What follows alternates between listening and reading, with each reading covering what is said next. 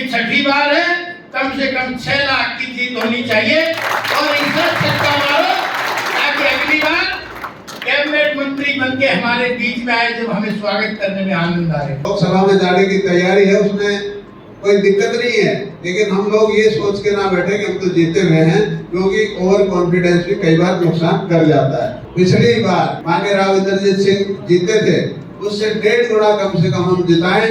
Bharatiya Janata party ने मुझे ticket दे करके एक बार फिर लड़ने वाला बना दिया। मैं आपसे यूँ कहना चाहता हूँ कि क्या हम एक टीम हर एक ब्लॉक के अंदर या मंडल के अंदर एक महिलाओं की बना सकते हैं?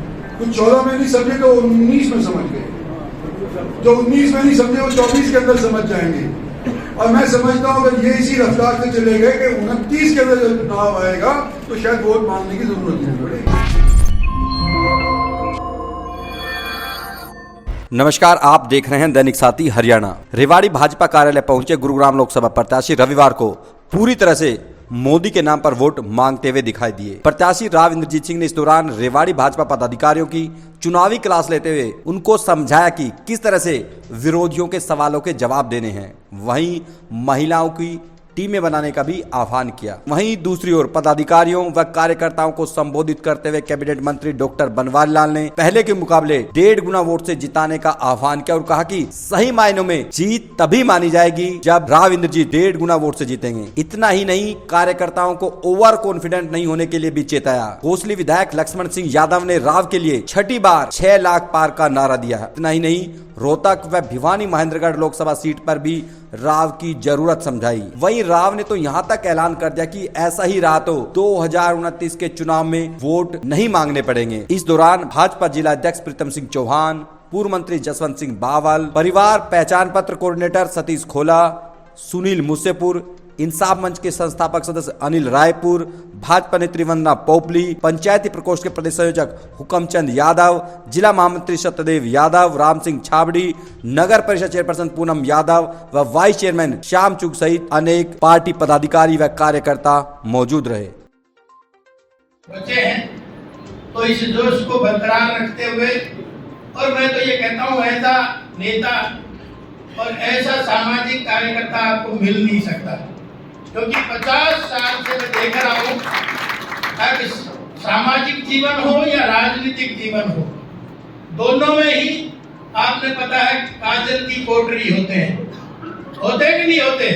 इतना लंबा सफर में करते करते तो दोनों ही काजल की कोठरी है, लेकिन काजल की कोठरी में किसी के दाग ना लगे ऐसे कोई बिरला ही है। और हमारे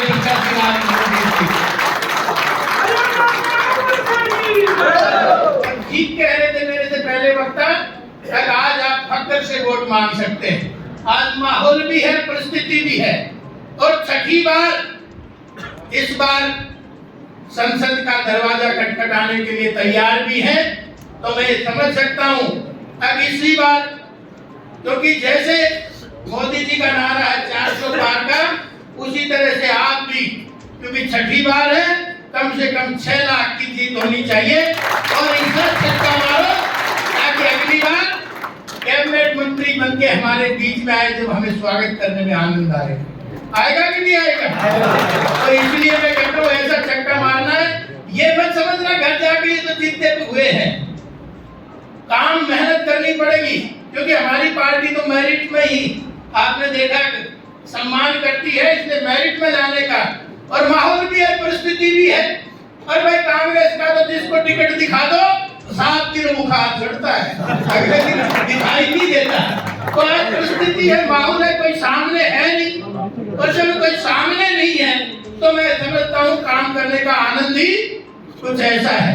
इसलिए सोनी मेरे सामने बैठे सोनी सोनी सूरतों वाले मेरी माला के मोती हैं, इनको देखता जाता हूँ, इबादत होती जाती है। तो इसलिए वो सब शख्सियत हमारे सामने बैठी है। पहले वक्ताओं ने बताया कि लोकसभा का जो चुनाव की प्रक्रिया शुरू है, और आज माननीय राव इंद्रजीत सिंह जी ने पहले जैसे गुड़गांव की मीटिंग ली, नूह की मीटिंग ली, और आज रेवाड़ी जिले की जो हमारी 2 विधानसभा क्षेत्र आते हैं, रेवाड़ी और बावल, उन सभी के कार्यकर्ताओं को बुला करके जो मीटिंग ले रहे हैं, इसका मकसद सिर्फ चुनाव है।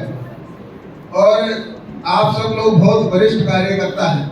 आप सब लोगों ने चुनाव लड़े भी हैं और लड़वाए भी हैं, और आप सबको पता है कि चुनाव कैसे लड़ा जाता है। और पार्टी, हमारी जो भारतीय जनता पार्टी है, वो तो हरदम 24 घंटे मेरे ख्याल से फील्ड में रहती है। कोई ऐसा दिन नहीं जाता होगा कि आज कोई कार्यक्रम ना हो। तो आप लोगों का जो संपर्क है वो जनता के बीच में सदा रहता है। और चुनाव में, राजनीति के अंदर जितना ज्यादा संपर्क आप लोग करोगे उतना ही आप लोगों को लाभ मिलेगा।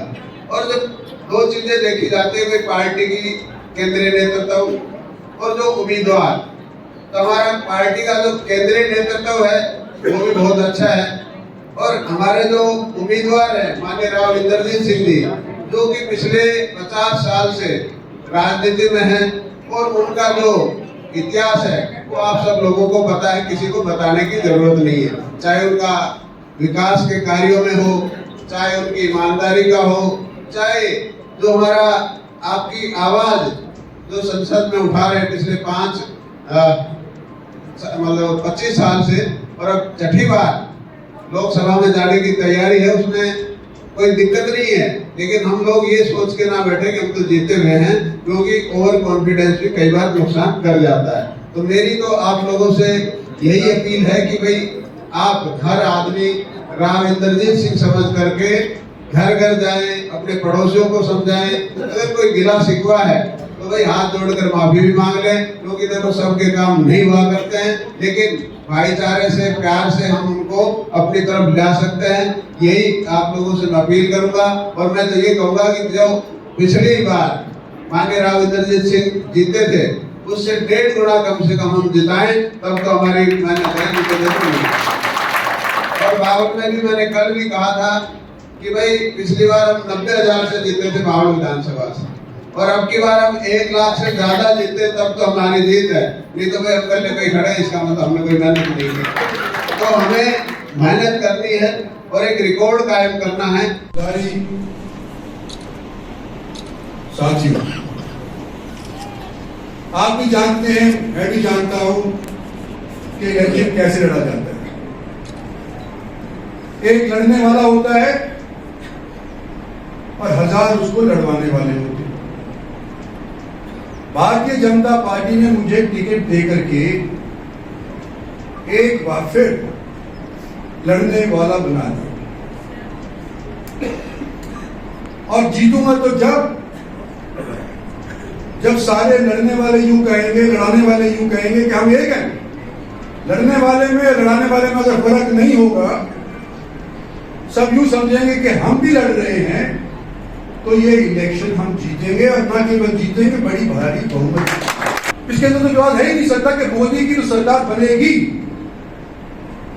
सवाल ये है कि आपका ये कैंडिडेट, आपके जिले का रहने वाला व्यक्ति, क्या पहली बार जो रेवाड़ी से मुझे जिता करके भेजा था, जो बावल से मुझे जिता करके भेजा था, कि उस नफली को पार कर पाएगा या नहीं कर पाएगा?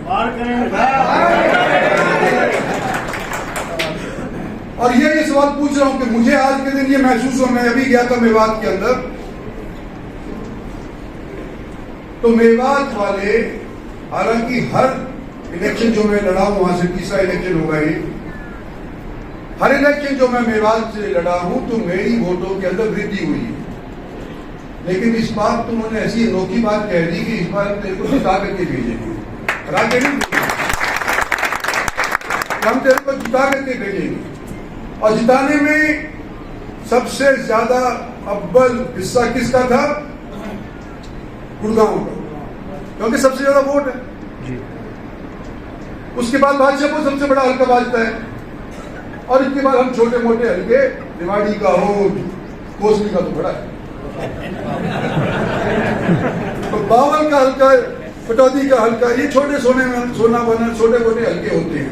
तो गुड़गांव ने जो मेवात की पिछली बार हार हुई थी, वो गुड़गांव जिले के 2 हल्कों ने, बादशाहपुर ने और गुड़गांव ने पूरी कर दी। और आप लोगों ने उसके ऊपर 4 चांद लगा करके मुझे 4.5 लाख वोटों से जिता करके लोकसभा के अंदर भेजा।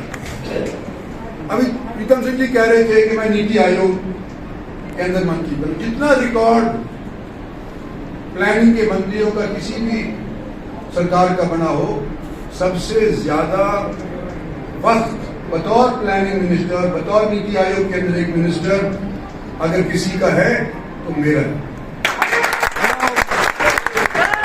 10 साल प्रधानमंत्री नरेंद्र भाई मोदी ने मुझे प्लानिंग मिनिस्टर रखा, नीति आयोग के अंदर रखा।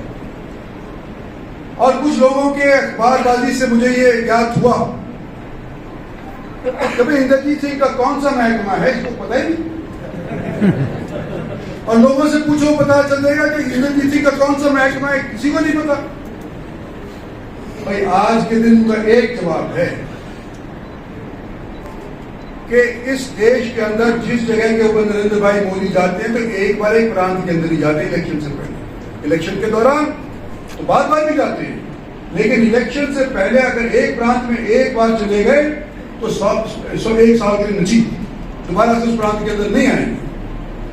हमारा ये लोकसभा का पहला ऐसा क्षेत्र है कि जहां पर प्रधानमंत्री 2 बार 1 महीने के भीतर रेवाड़ी एम्स के लिए, गुड़गांव के द्वारका के लिए, और वो जो हमारा मेट्रो का 5,500 का जो योजना है गुड़गांव को रिंग रोड के तौर पर बनाने की, उसके लिए 2 बार क्यों आए? कि भाई डेवलपमेंट हमारे क्षेत्र में हुआ, जगह तो आए। अगर कोई उद्घाटन करने के लिए या शिलान्यास रखने के लिए कोई जगह ही नहीं होगी तो वहां थोड़ी जाएंगे।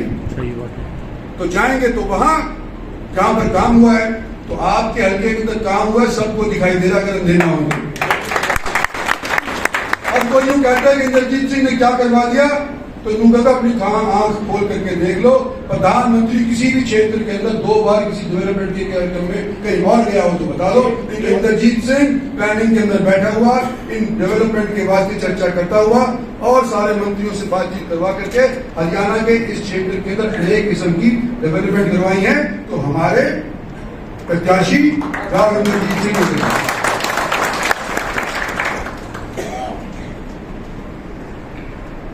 और मैं बात गफलत की भी कह रहा था, अगर हमारा पहले चरण के अंदर हो जाता 19 अप्रैल को, तो भाई घर बैठे तुम रावी भेज जाते और जरूरत नहीं। सच्ची बात, क्योंकि इतना माहौल तगड़ा बन गया था, चाहे जो प्रेस वालों से बना हो, चाहे काम दिखाए उनकी वजह से बना हो, लेकिन पहले चरण के अंदर जो लोग जा रहे हैं उनको हमारे निस्बत एडवांटेज है। और जैसे जैसे धूप पड़ेगी, जैसे जैसे पसीना गिरेगा, जैसे जैसे लोग लू खा के बीमार होने की संभावना में आ जाएंगे, तो भाई परिश्रम करने की ज्यादा आवश्यकता पड़ेगी, तो हमारे को उस चीज का नुकसान होगा।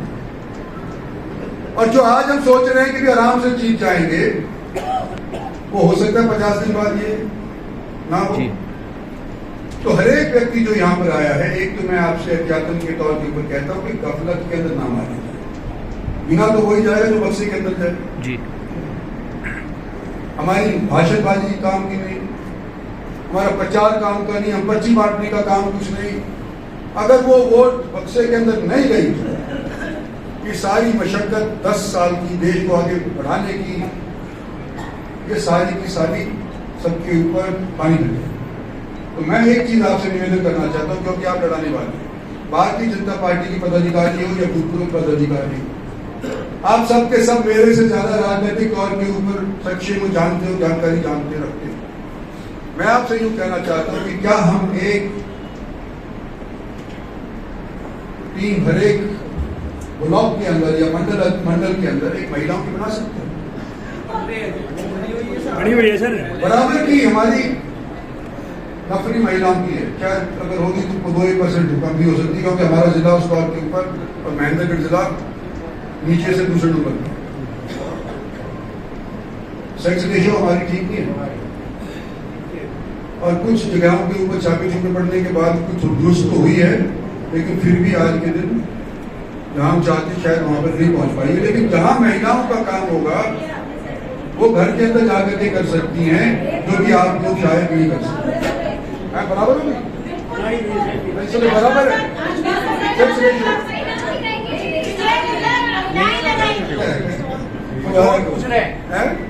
चलो मुबारक हो। तो भैया आपने मेरी राजनीति देखी, आपके जिले का मैं रहने वाला। अगर आप मुझे नहीं अपनाओगे, मोदी की सरकार बन जाएगी तो नुकसान किसको होगा? हम सभी को होगा। तो मैं आज आपसे यूं कहना चाहता हूं कि 4 साल 5 साल जो हमने आपके लिए काम किया है बतौर इंडिविजुअल, जो हमारी पार्टी ने किया है बतौर पार्टी, ये सारे के सारे का निचोड़ 25 मई को आपने जब तक बक्से में डलवा दिया तो ये किसी काम का है। तो मैं ये निवेदन करना चाहता हूं, और आप जानते हैं कि मैं ना जात पात के अंदर विश्वास रखता, ना मैं इतना मजहब के तौर के ऊपर ये करता कि भाई ये मुसलमान है तो ये गलत आदमी है, अच्छा आदमी तो मुसलमान भी हो सकता है, सिख भी हो सकता है, ईसाई भी हो सकता है, किसी भी बिरादरी का भी अच्छा आदमी हो सकता है। सभी बिरादरियों के बुरे आदमी भी पाए जाते हैं। तो आज के दिन अगर हमारे देश को आगे ले जाना है, सबका साथ ले जाना है, जो कि हमारी पार्टी का, हमारे प्रधानमंत्री का नारा है, तो सबका साथ और सबका विकास के साथ ले जाना है। किसी को हमने नजरअंदाज करके नहीं ले जाना, सबके लिए बराबर तौर के ऊपर आने की हमारी नीति है। और धीरे धीरे ये लोगों के समझ में आने लग रही है, जो पहले नहीं समझते थे। कुछ 14 में नहीं समझे तो 19 में समझ गए, जो 19 में नहीं समझे वो 24 के अंदर समझ जाएंगे। और मैं समझता हूं अगर ये इसी रफ्तार से चले गए कि 29 के अंदर जब चुनाव आएगा तो शायद वोट मांगने की जरूरत नहीं पड़ेगी। इस तरह की तो मैं आज आपके बीच के अंदर आया हूं क्योंकि हमारी पार्टी के 3 प्रमुख जिले हैं। पहला गुड़गांव महत्व रखता है क्योंकि उसके नाम से सीट बाजी थी। अवसर पे जब पार्टी के कार्यकर्ताओं से, साथियों से बात करने के लिए आया हूं तो अपने घर के अंदर, अपने रिवाड़ी के जिले में आया हूं। ये कभी हमारे को लास्ट मिले तो मैं तो आपका पहले भी था, लास्ट में भी रहूंगा, तो मैं आपका बेशक नंबर लास्ट में आया, 20 में आया। आज के बाद धीरे धीरे उभारे जो राजनीतिक पंडित हैं वो समझते हैं कि एक बार शुरू के अंदर ज्यादा धाड़ धूड़ कर करके आप निकल गए और फिर सांस चढ़ गया, हाँप गए, तो आखिर के अंदर फिर रेस फिनिश कैसे होगी? तो जो खिलाड़ी रहे हैं, राजनीतिक विश्लेषक रहे हो, कहते हैं कि धीरे धीरे इसका स्तर बढ़ाते रहो। तो जैसे जैसे टाइम आएगा ऐसे हम इसको बढ़ाते रहेंगे। आज मैं सिर्फ इतना कहना चाहता हूं कि आपकी मदद की मुझे आवश्यकता है, भारत सरकार को आपकी मदद की आवश्यकता है, मोदी को आपके साथ की आवश्यकता है।